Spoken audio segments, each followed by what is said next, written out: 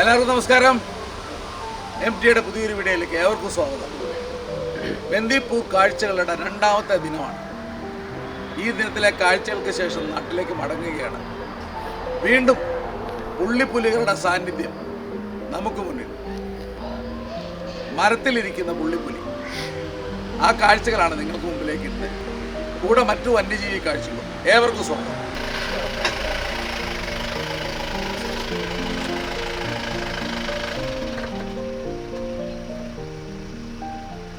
പണ്ട് നോക്കി ഒരു ഉപ്പിരി കൊണ്ടുപോകുന്നു.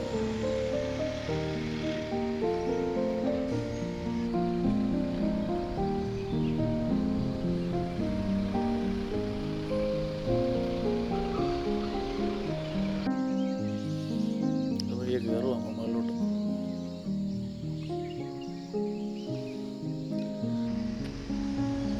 സൂപ്പർ വ്യൂ അല്ലേ.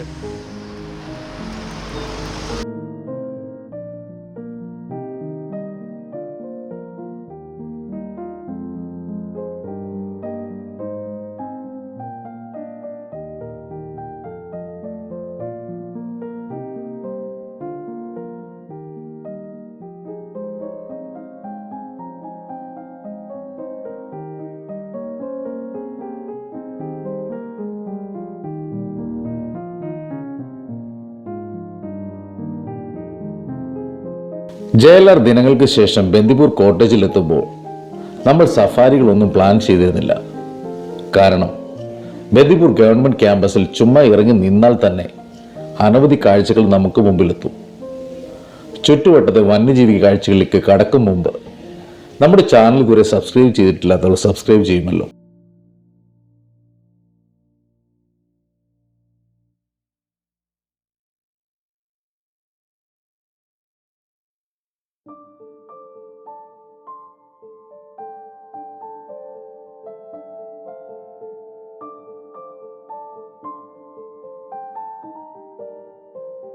JLR ക്യാമ്പസിൽ നിന്ന് ബന്ദിപ്പൂർ കോട്ടേജിലെത്തി പിറ്റേ ദിവസമുള്ള പ്രഭാതമാണ്.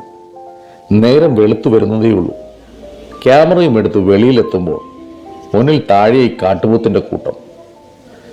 കടുവയെ പേടിച്ച് ക്യാമ്പസിനുള്ളിലായിരുന്നു ഈ രാത്രി മുഴുവൻ അവിടെ നിൽപ്പ്.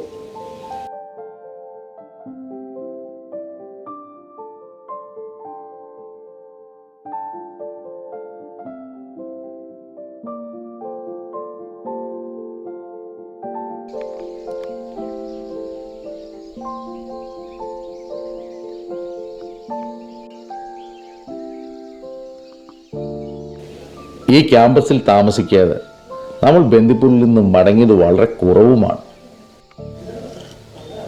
വന്യജീവികളുടെ സാന്നിധ്യം ഇത്രയും അടുത്തുള്ള ഒരു ക്യാമ്പസ് വേറെ ഇല്ല എന്ന് തന്നെ പറയാം. അധികം വൈകാതെ ഇതെല്ലാം നിർത്തലാക്കുമെന്നും നമ്മൾ കുറച്ചു മുമ്പ് മുന്നറിയിപ്പായി നൽകിയിരുന്നു. അത് നടപ്പിലായിക്കൊണ്ടിരിക്കുന്നു. ബന്ദിപ്പൂർ കോട്ടേജ് ഉൾപ്പെടെ സകല സംവിധാനങ്ങളും പൂട്ടി താക്കോലുമായി കർണാടക സർക്കാർ പോയി കഴിഞ്ഞിരിക്കുന്നു. സമ്മർദ്ദങ്ങളുടെ ഫലമായി ഇനിയും നമുക്ക് തുറന്നു കിട്ടിയേക്കാം. എങ്കിലും മുന്നോട്ട് സഫാരിയും കോട്ടേജ് സംവിധാനങ്ങളും എല്ലാം നിർത്താനും സാധ്യത കൂടുതലാണ്.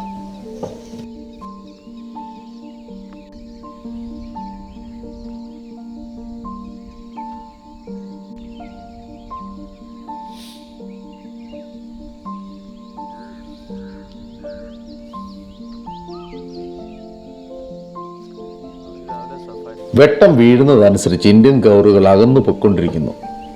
കരടി മെയിൽ എന്ന കടുവയുടെ ടെറിട്ടറിയിലേക്കാണ് അവ കടന്നുപോയിക്കൊണ്ടിരിക്കുന്നത്. അവയുടെ യാത്ര തുടരുമ്പോൾ ബന്ദിപ്പൂരിലെ മറ്റു കാഴ്ചകൾ നമുക്ക് മുമ്പിലേക്ക് എത്തിക്കൊണ്ടിരുന്നു.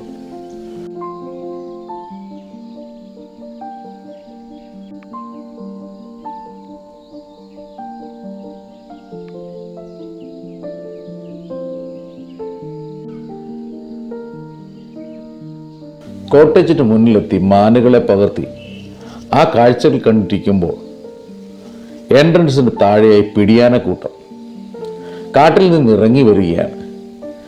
അതൊരു വലിയ കൂട്ടമാണെന്ന് വ്യക്തമാണ്.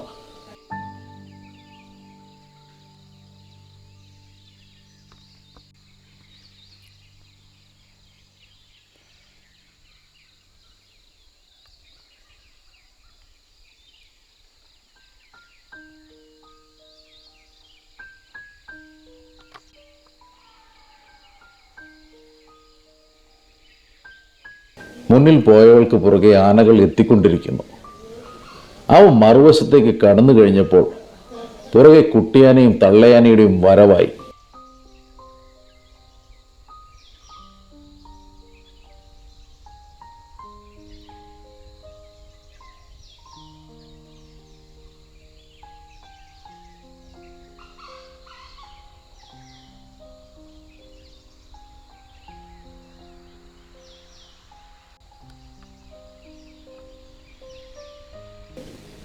മുന്നിൽ പോയ കുട്ടിയാന ആദ്യം കടന്നു വന്ന് പിടിയാനയുടെ അടുത്തേക്ക് ചെന്ന് മുട്ടിയുരുമി. കൂട്ടത്തിലുള്ള കുട്ടിയാന ഉണ്ടാകുമ്പോൾ പിടിയാനകൾ അവരെ കരുതുന്നത് കണ്ടുപഠിക്കേണ്ട ഒന്ന് തന്നെയാണ്. കുഞ്ഞ് ജനിച്ചാൽ അതിനെ വളർത്തിക്കൊണ്ടുവരാനുള്ള ഉത്തരവാദിത്വം ആ കൂട്ടത്തിന് കൂടിയാണ്.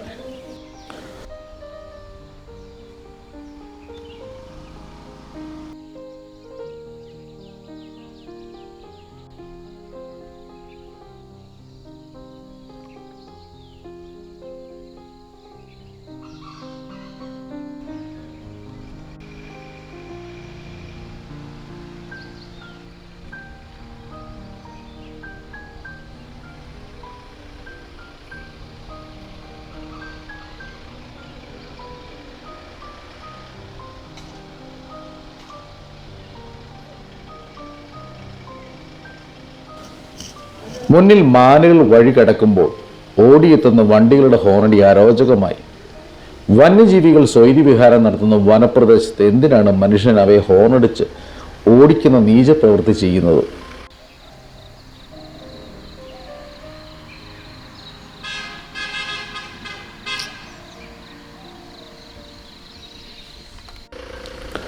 നമുക്ക് മാത്രം ഇവിടെ ജീവിച്ചാൽ മതിയെന്ന മനുഷ്യന്റെ ഹുങ്കാണിത്. വനപ്രദേശങ്ങളിൽ ഹോൺ മുഴക്കുവാൻ പാടില്ല എന്ന നിയമം പോലും കാട്ടിൽ പറത്തിക്കൊണ്ട് മനുഷ്യൻ്റെ കടന്നുകയറ്റമാണ്. അവ കടന്നു പോകുന്നതിനനുസരിച്ച് കാത്തു നിൽക്കുവാനുള്ള മനസ്സില്ലാത്തവൻ്റെ അഹങ്കാരം, ഈ ഭൂമി അവൻ്റെ മാത്രമാണെന്ന ധാർഷ്ട്യം, ഇതൊക്കെയാണ് മുന്നിൽ നടക്കുന്നത്.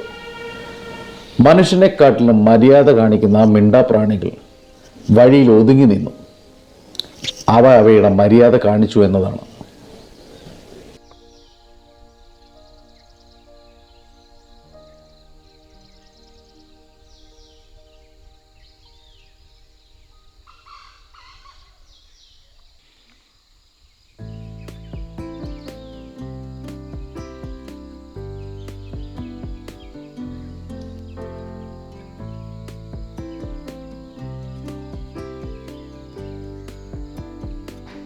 ഈ സമയം താഴെ ആ കൂട്ടത്തിലെ അടുത്ത കുട്ടിക്കൊമ്പന്റെ വരവായി. തുമ്പിക്കൈ കറക്കി അവനും കുസൃതി കാട്ട് കൂട്ടത്തിനടിയിലേക്ക് കടന്നു ചെന്നു. ചെറിയ മൂടൽമഞ്ഞിലാണ് അവയെ പകർത്തിയത്. കുറച്ച് ദൂരത്തായാണ് കാഴ്ചയുള്ളത്. കുറെ സമയം അവ ആ മറവിൽ നിന്ന് പുല്ലുമേഞ്ഞു നിന്നു.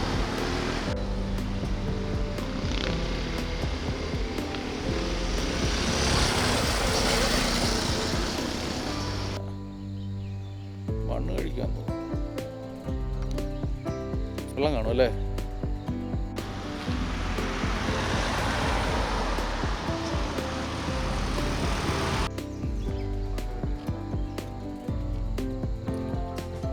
അത് ഇന്നലെ കണ്ട കൊമ്പനാണോ? അത്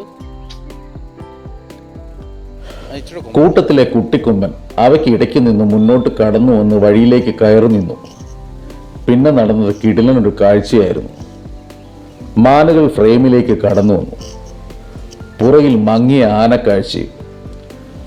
മുന്നിലേക്ക് കടന്നു ചെന്ന കുട്ടിക്കൊമ്പന്റെ അതേ പ്രായത്തിലുള്ള മറ്റൊരു കൊമ്പൻ കൂടെ ഫ്രെയിമിലേക്ക് കടന്നു വന്നു.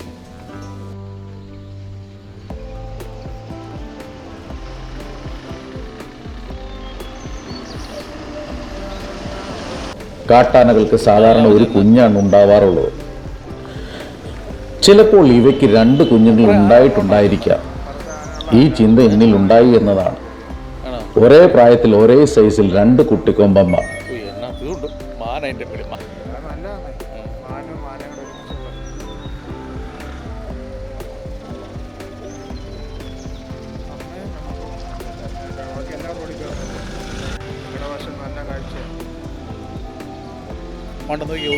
അവയ്ക്ക് പുറകെ വന്ന തള്ളയാൻ അവയ്ക്ക് മുന്നിൽ കയറി വഴികാട്ടിയായി.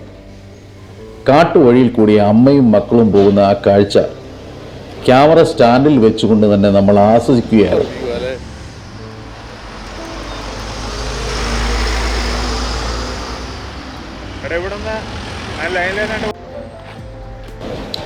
അതുകൊണ്ട് തന്നെ കാഴ്ചയുടെ പൂർണ്ണതയിൽ സൈഡിലെ മരങ്ങളും മാനുകളും പ്രധാന കാഴ്ചയെ ആനകളും ബാക്ക്ഗ്രൗണ്ടിൽ മാത്രമായിരുന്നു ഉണ്ടായിരുന്നത്.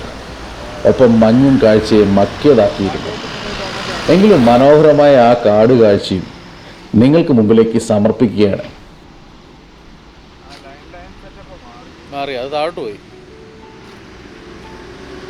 അല്ല അതേ നോക്കി ജോണേ ഇങ്ങോട്ട് നോക്കി ഓടി ഓടി ഓടി ഓടി ഓടി ഓടി ഓടി കൂടെ ഉണ്ടായിരുന്ന മറ്റു പിടിയാനകൾ നിന്നിടത്ത് നിന്ന് തീറ്റ എടുത്തുകൊണ്ടിരിക്കുന്നു. അമ്മയും മക്കളും അവയ്ക്കായി വഴിയിൽ കാത്തു നിൽക്കുന്നുമുണ്ട്.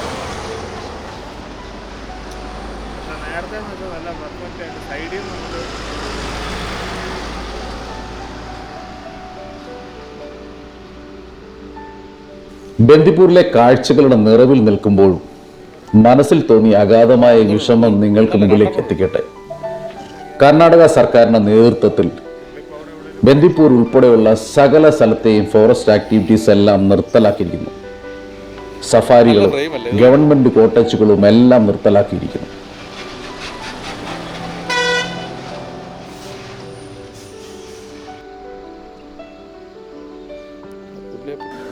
മനുഷ്യ ജീവന പ്രാധാന്യം കൽപ്പിച്ചുകൊണ്ട് കാട്ടിലും അതിലധിവസിക്കുന്ന ജീവജാലക്കും ഒരു പ്രാധാന്യവും കൊടുക്കാതെ ഇവർ അവയെ പിടിച്ച് കൂട്ടിലടയ്ക്കാനുള്ള ക്രമീകരണങ്ങളിൽ ഏർപ്പെട്ടുകൊണ്ടിരിക്കുകയാണ്. നമുക്ക് ഈ ഭൂമിയിൽ ജീവിക്കാൻ സ്വാതന്ത്ര്യമുള്ളതുപോലെ തന്നെ വനത്തിൽ ജീവിക്കുവാനുള്ള സ്വാതന്ത്ര്യമുള്ള ഈ വന്യജീവികൾക്ക്, ഈ മിണ്ടാപ്രാണികൾക്ക് അവയുടെ ആവാസ വ്യവസ്ഥയിൽ ചെന്ന് അവയെ പിടിച്ച് കൂട്ടിലടയ്ക്കുന്ന പ്രക്രിയയിൽ ഈ ഗവൺമെന്റും അവിടുത്തെ ഉദ്യോഗസ്ഥന്മാരും ഏർപ്പെട്ടുകൊണ്ടിരിക്കുകയാണ്. ശരിക്കും എന്താണ് അവർ ചെയ്ത തെറ്റ്?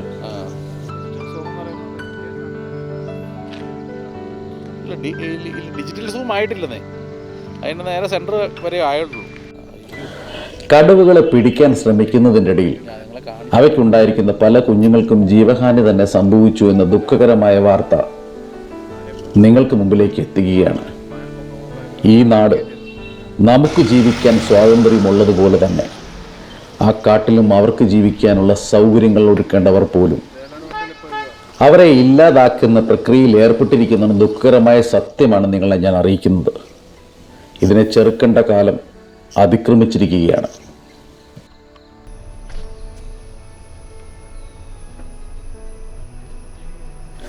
കാടുണ്ടെങ്കിലേ നാടുണ്ടാവൂ എന്ന പ്രപഞ്ച സത്യം മനസ്സിലാക്കാതെ പ്രവർത്തിക്കാതിരിക്കൂ.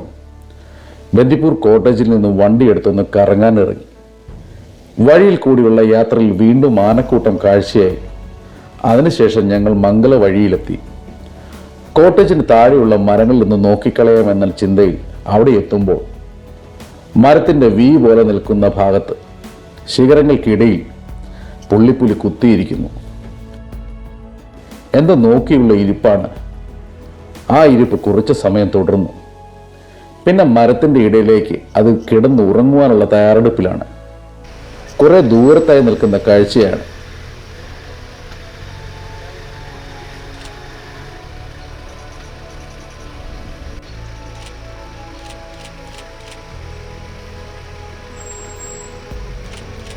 ആ കാഴ്ചകൾ ദൂരെ നിന്ന് തന്നെ പകർത്തി.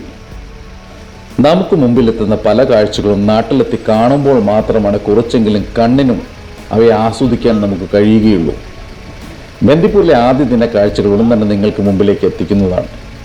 ക്യാമറയുമായി നേരം വൈകിയ സമയത്ത് ക്യാമ്പസിന് മുന്നിൽ ഇറങ്ങി നിൽക്കുമ്പോൾ കൈ അകൽക്കുന്ന ടോർച്ചിൻ്റെ വെളുത്തത്തിൽ കടന്നുപോകുന്ന മീശക്കാരി എന്ന പുള്ളിപ്പുലിയും അവളുടെ മക്കളും എല്ലാം കാഴ്ചകളാകുന്നു.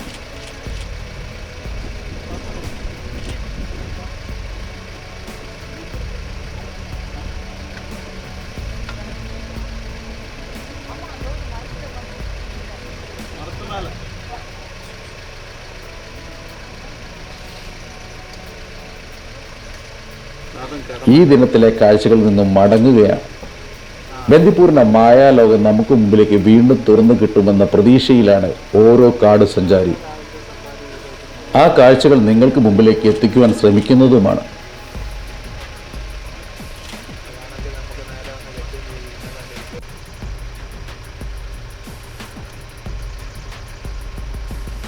പുതിയ കാഴ്ചകളിലേക്ക് എത്തുവാൻ ഇതുവരെ നമ്മുടെ ചാനൽ സബ്സ്ക്രൈബ് ചെയ്തിട്ടില്ലാത്തവർ സബ്സ്ക്രൈബ് ചെയ്യുമല്ലോ. വീണ്ടും കാണാം. ജൂബി കരിക്കാടൻ MTA.